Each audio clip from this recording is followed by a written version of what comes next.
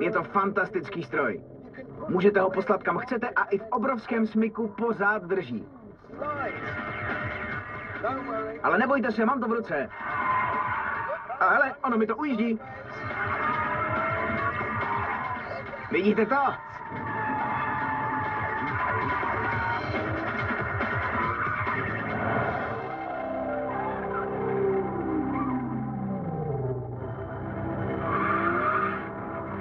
Motor je na opačném konci. No a co?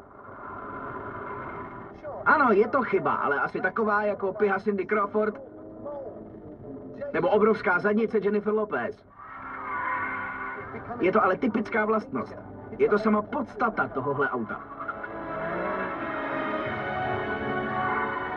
GT3 je rozhodujícím a vrcholným důkazem, že evoluce existuje.